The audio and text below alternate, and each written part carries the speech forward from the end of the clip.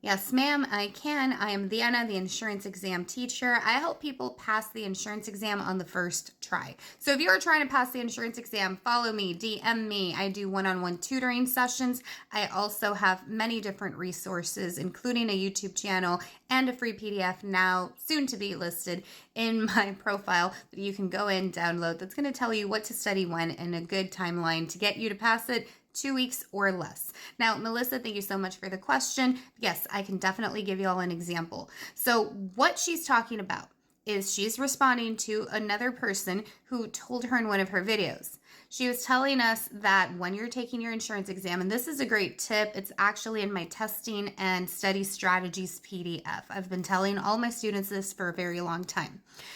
When you get to a question and you absolutely are not sure, do not know what it is, or you think, you know what, I think it's this, but I'm not sure if it's A or B or whatever, and you're between 2 or 3 options, pick one, then you flag it, then you go back to it when you're done. But that's not the tip I was talking about. So the main tip is some states allow you to have scratch sheet of paper. I want you to have that scratch sheet of paper if your state allows it. And you can only do that in a testing center. At home, you cannot do this. So always go to the testing center is what I tell my people. You have your scratch sheet of paper. Let's say you are not sure at all about question 40. You're going to write down 40, a quick little whatever, a quick little note. What is the answer for 40? Then you're going to go through the test.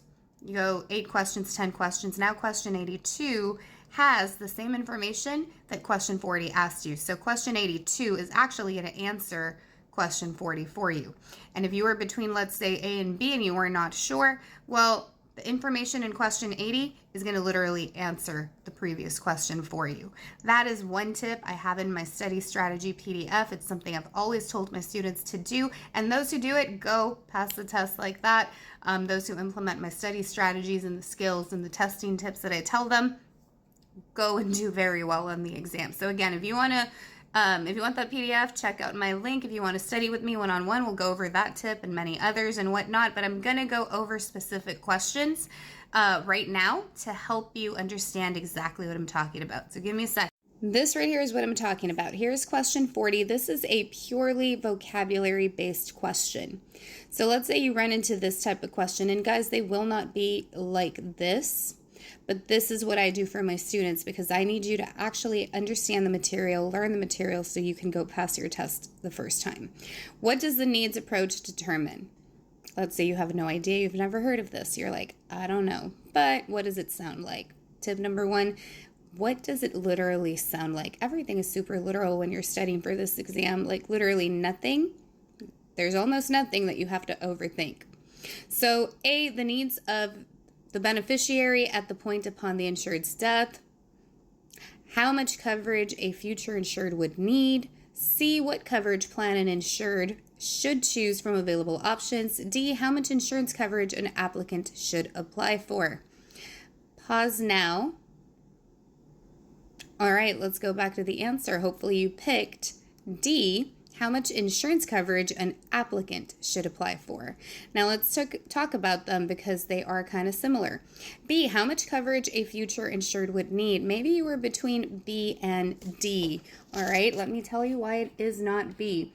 How much coverage a future insured would apply for. That right there, guys, down to semantics. This person could get denied, but at this point, I am in my application stage. So who should apply for how much coverage? It's going to be D. But let's say you're in your exam, you're not sure, and you picked B. You're like, okay, the answer is definitely B. This is a choice that you decided. So you've chosen B, but you're not sure. You flag it. Just like she said, then you're going to continue with your exam. You're like, question, question, question, question. And then number 49 is going to say, Agent L has used the needs approach to determine that his client should apply for $150,000 in coverage. Set up to the question, your scenario right there that they gave you. I just told you what the needs approach is for. So now, if you have your scratch sheet of paper, like I just mentioned, or if you're really good at mental notes, you're like, wait a minute, this looks familiar. Now you can go back to question 40 and figure out that, hey, you know what? It's not this one, but it's actually B. Or it's actually D, I'm sorry. So D is my answer. And again, how did I come to this conclusion? How do I know? because I'm using those testing tips. I'm using that strategy to look for my answer in other questions, because this is what number 49 told me. So the rest of 49, this is an ethics question. This would show up in your ethics section of the test. How should Agent L determine what type of life insurance policy the applicant should apply for? A, Agent L should ask the client what her goals are. B, Agent L should ask the applicant what her goals are. Similar questions, almost identical, right? Again, what is the difference? Literally semantics. There's the word client versus applicant, right? So that right there, guys, is what I need you to look out for and what I need you to do. So the answer here is B, because again, you do not have a client yet. This person may get denied, but you do have an applicant. C, Agent L should determine it based on what his or company sells. Just because your company sells it does not mean it may be good for your customer. Going back to ethics, Agent L should offer the client the policy that will pay better commissions. That should never be our driving goal for what we offer somebody, right? So again, this is an ethics question, and that is an example of how to look for your answers within the questions themselves. All right, guys, so there you have it. That is an example. Again, thank you, Melissa, for the question and for asking for this example. I definitely loved it. And if y'all have any more questions for me, if you would like any more examples or any more topics, feel free to drop them into the comments. Feel free to check out the rest of my videos on here, check out my YouTube, and all of the other resources that I have to offer. And if you have questions about tutoring with me one-on-one or joining my insurance exam course, go ahead and DM me. Let me know. I am here to help you pass the insurance exam. I want you to pass on your first try. And if you've already studied a little bit, failed, whatever, that is totally fine. I will help you pass it on your next try.